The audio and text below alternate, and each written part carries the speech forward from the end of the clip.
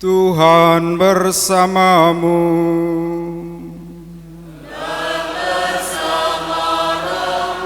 Inilah Injil suci menurut Lukas.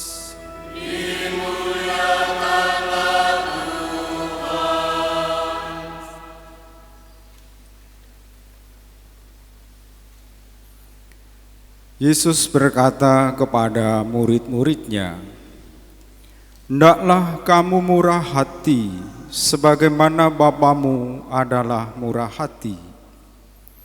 Janganlah kamu menghakimi, maka kamu pun tidak akan dihakimi. Dan janganlah kamu menghukum, maka kamu pun tidak akan dihukum. Ampunilah dan kamu akan diampuni. Berilah dan kamu akan diberi. Suatu takaran yang baik dan dipadatkan, yang diguncang dan yang tumpah keluar akan dicurahkan ke dalam ribaanmu. Sebab ukuran yang kamu pakai untuk mengukur akan diukurkan kepadamu."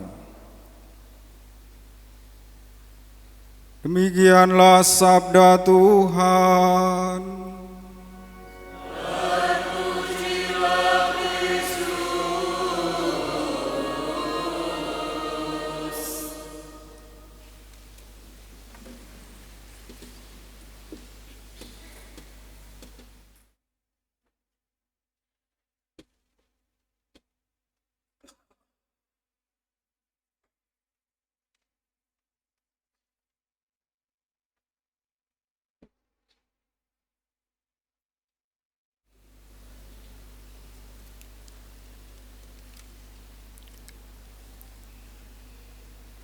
Saudara sekalian terkasih dalam Tuhan, apakah kita boleh ngerasani? Boleh ya?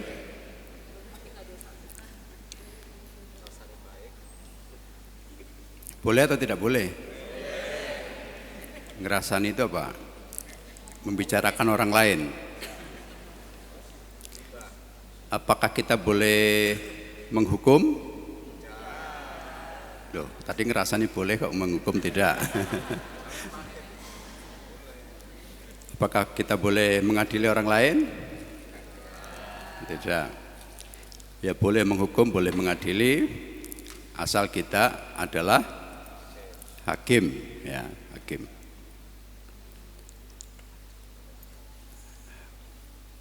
Intinya bacaan hari ini sebetulnya mau mengatakan bahwa Tuhan memakai ukuran atau katakanlah takaran atau kriteria atau standar yang kita pakai dalam kita memperlakukan orang lain, dan itu yang akan dikenakan kepada kita. Rasanilah, maka kamu akan dirasani. Artinya kalau kita memperbolehkan ngerasani atau membicarakan orang lain, berarti kita juga dibicarakan oleh orang lain. Itu kalau pakai ukuran ini, ya. Tapi pada saat kita, ya mungkin kalau ditanya, suka nggak ngerasani? Suka. Kenapa? Kenapa? Kenapa suka ngerasani? Kenapa suka bicarakan orang lain? Karena seru, karena asik, karena enak. Dan kita sadar pada saat itu kita, kalau kita mengungkap kejelekan orang lain, berarti kita terlihat benar, ya, kita terlihat baik, kita terlihat lebih baik dari orang yang sedang kita rasani. Tapi ketahuilah pada saat yang sama ada orang lain yang sedang membicarakan kita, dan ada orang lain yang merasa lebih benar dari kita, begitu. Sabda Tuhan itu asik, ya. karena dia aktual, dia dinamis, katakanlah demikian.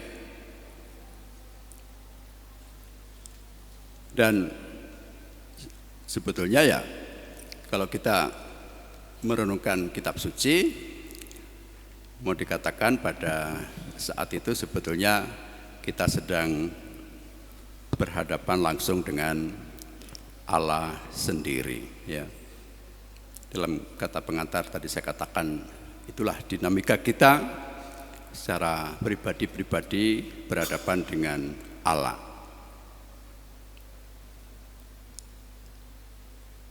Apakah Allah itu maha adil?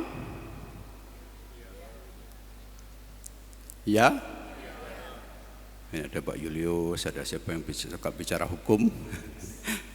Apakah Allah maha adil?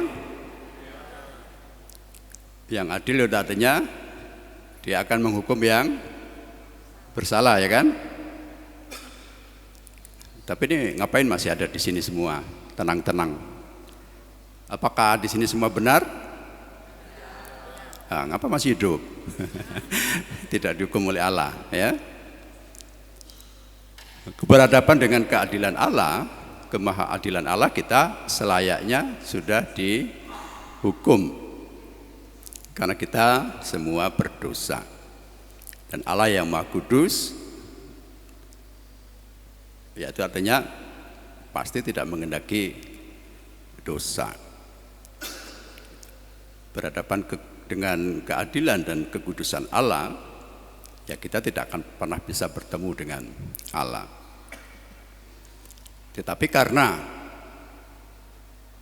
di samping Maha Kudus dan Maha Adil, Allah itu Maha Kasih. Allah itu Maha Kasih. Dan juga dalam kata pengantar saya katakan, Allah yang Maha Kasih ini tidak menghendaki kematian orang berdosa, tetapi hidupnya. Tetapi supaya hidup, maka dia perlu bertobat. Kita semua ketika membaca firman Tuhan, kita sedang berdinamika dalam hidup kita, menghayati Allah dengan segala atribut kehebatannya itu. Ya, Allah Maha Kuasa, Allah Maha Kudus, Allah Maha Adil, mungkin juga Allah Maha Penghukum, ya. Apakah Allah boleh marah? Apakah Allah yang Maha Kudus boleh marah? Kenapa? Siapa yang boleh marah? Yang boleh marah adalah Dia yang benar. Nah, kalau Allah Maha benar, maka Dia layak dan pantas untuk marah ketika kita berbuat salah. Apakah Allah boleh membunuh? Tidak. Kenapa? Apakah Allah boleh mencabut nyawa? Boleh. Membunuh kan menghilangkan nyawa.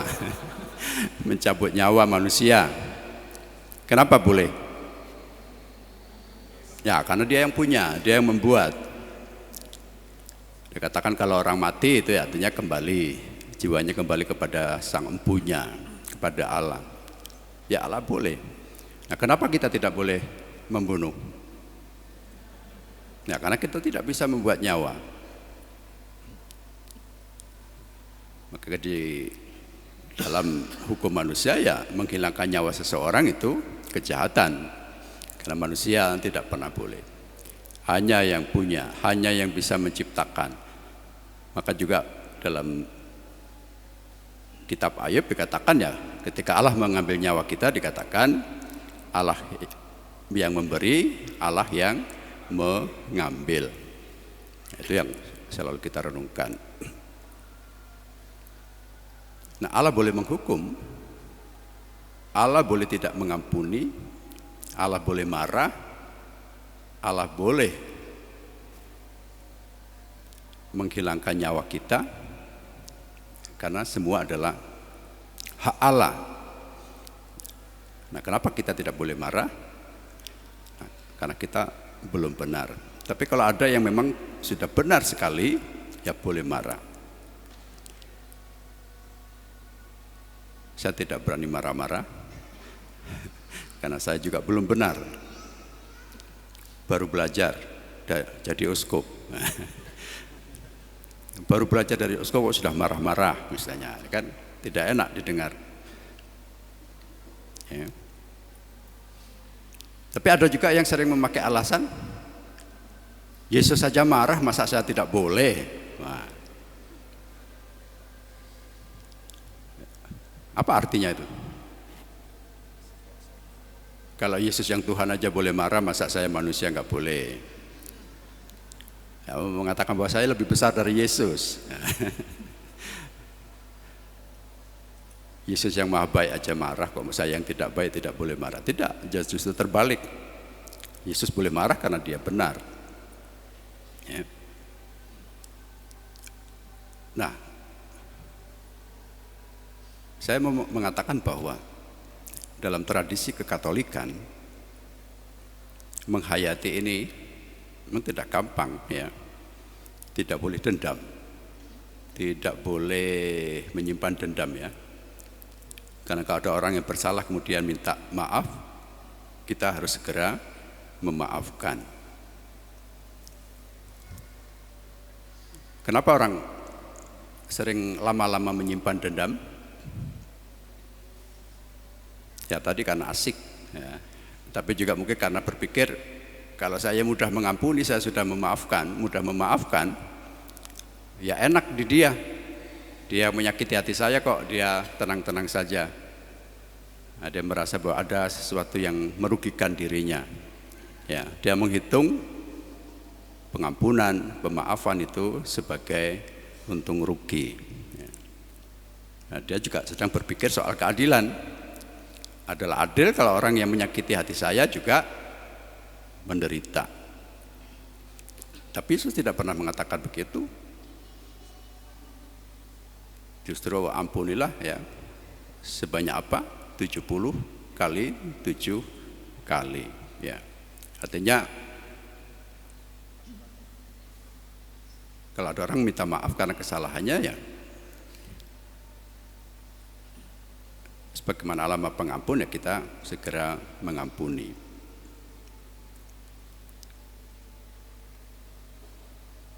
Mungkin tadi mengadili, menghukum, membicarakan keburukan orang lain itu memang nikmat, asik, ya, seru, terutama ibu-ibu, ya. Tidak mengadili ini, ya. Fakta. Fakta katanya. Ya tapi nanti kalau mulai tergoda untuk ngerasani, untuk membicarakan, pada saat itu kita langsung berpikir bahwa saya pun sedang dibicarakan oleh orang lain. Maka lebih baik banyak diam, seperti Bunda Maria, menyimpan perkara dalam hati. Karena nanti untungnya juga apa? Kita bicarakan kejelekan orang lain, ya. Apalagi kalau misalnya ada kasus yang menghebohkan.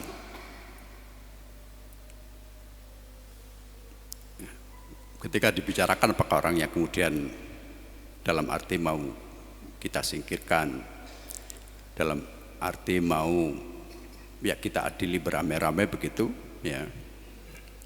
Nah kalau itu terjadi pada umat kan artinya dia menjadi tersingkir, dia tidak bangkit dari keterpurukannya dan mungkin akan menderita selamanya.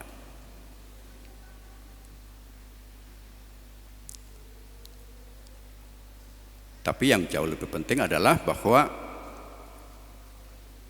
Tuhan sudah menetapkan bahwa ukuran yang kita pakai untuk memperlakukan orang lain, itulah juga yang dipakai Allah untuk mengukur kita.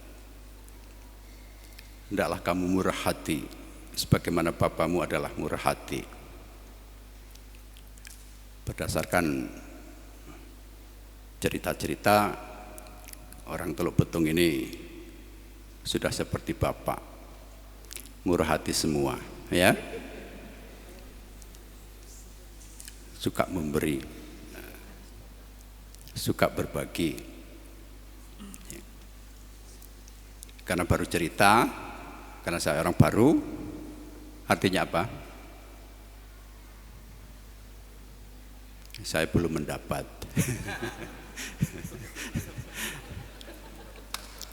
Nah, mungkin nanti sudah yang kemarin saya kirim ke Kemuning itu, Monsinyur, apa? Ada duren, ada peye, ada emping. Oh ya sudah, ya.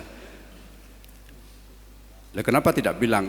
Nah, saya kan kalau memberi sesuatu itu tidak mau apa yang dilakukan tangan kanan saya diketahui oleh tangan kiri saya. Oh ya baguslah. Berarti saya sudah banyak diberi oleh orang Teluk, ya. Karena sudah menghayati seperti Bapak murah hati.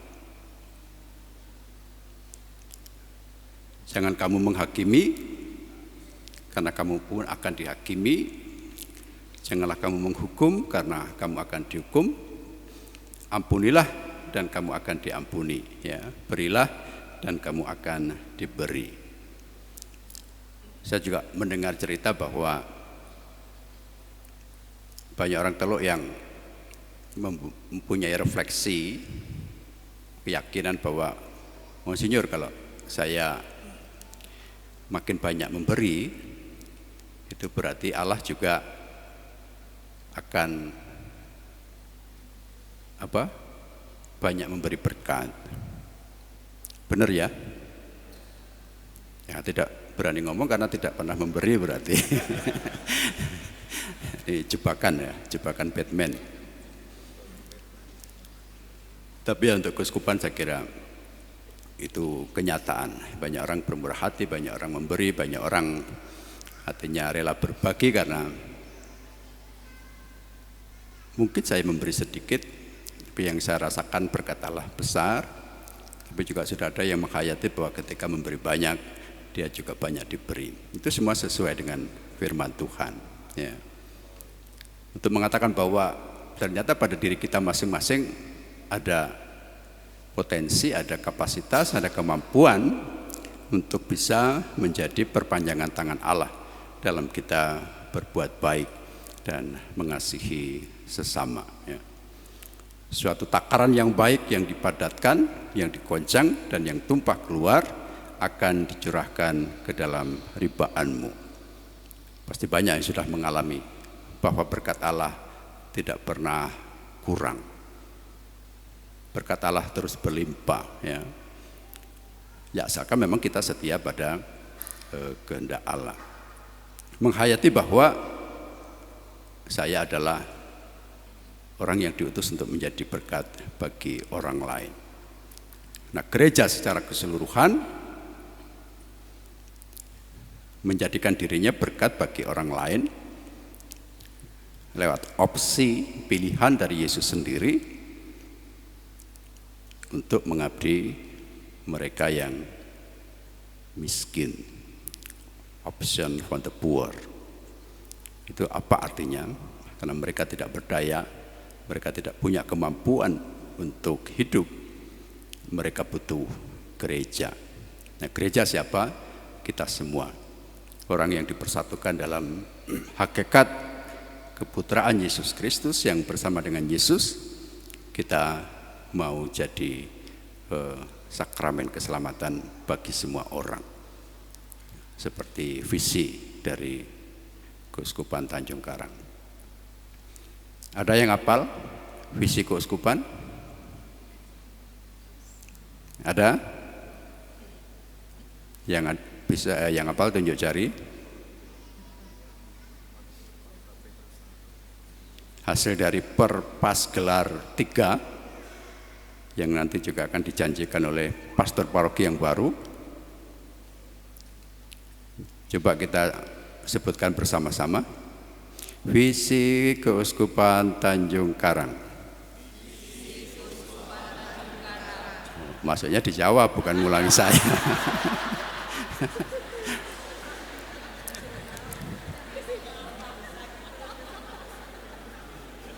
Saya ngomong visi Keuskupan Tanjung Karang titik 2, lalu saudara sekalian melanjutkan ya. Gereja Keuskupan Tanjung Karang.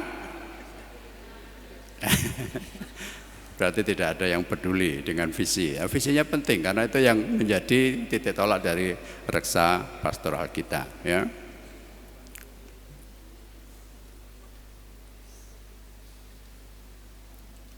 Paling membatin, alah uskup paling juga nggak hafal.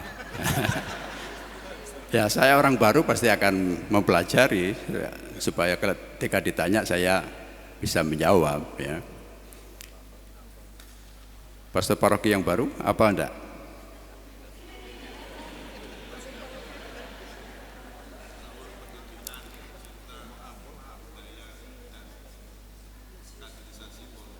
Oh itu Ardas tahun ke-7. Enggak hafal ya. Kalau Ardas tahun ke-7 ya mungkin semua hafal ya. Sekarang adalah tahun pendidikan cinta budaya dan kaderisasi politik cinta tanah air. Sampai hafal karena sering pertemuan untuk bahan pertemuan lingkungan. Visi besarnya adalah Gereja Keuskupan Tanjung Karang dengan menjadi garam dan terang.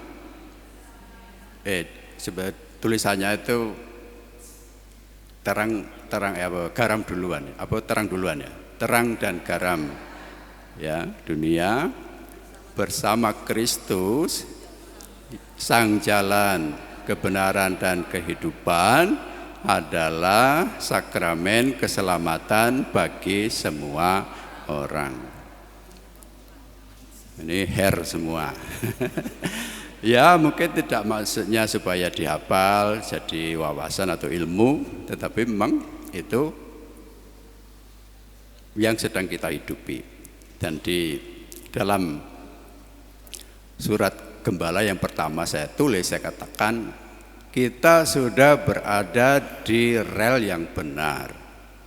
Kenapa? Karena sebenarnya visi gereja tidak berubah, seperti hakikat yang ditetapkan oleh Yesus sendiri sebagai garam dan terang dunia yang adalah sakramen keselamatan bagi semua orang. Itu memang dari dulu visi gereja adalah itu tugas yang ditetapkan oleh Yesus sendiri ya. Memang nanti kemudian ada yang namanya penyesuaian dengan gereja lokal, gereja setempat, ditambahkan dengan macam-macam begitu. Tetapi saya katakan sudah berada di rel yang benar. Kita kembali kepada visi dasar kerajaan Allah, gereja kita, gereja Katolik, yaitu menjadi garam dan terang dunia dan sakramen keselamatan bagi semua orang. Nah, standar yang kita pakai itu yang sebetulnya juga ditetapkan Allah untuk menjadi standar yang akan diukurkan kepada kita semua. Maka kita tidak bisa lari dari sabda Allah kemanapun kita pergi, karena tadi saya katakan sabda Allah selalu dinamis, selalu aktual, selalu mungkin juga kontekstual begitu, selalu bisa kita pakai kapanpun. Karena dengan visi ini, dengan tugas ini, Yesus menetapkan bahwa gereja ini memang akan bertahan sampai akhir zaman sesuai dengan janjinya sendiri, dan itu artinya generasi-generasi sesudah kita pun akan mempunyai hakikat yang sama, tugas yang sama, penyelamatan yang sama ya, lewat baptisan, karena sakramen ya nanti lewat baptisan yang kita terima itu artinya keselamatan terus berlangsung sampai akhir zaman sesuai dengan kehendak Kristus sendiri. Kemuliaan pada Bapa dan Putra dan Roh Kudus seperti pada permulaan, sekarang, selalu dan sepanjang segala abad. Amin.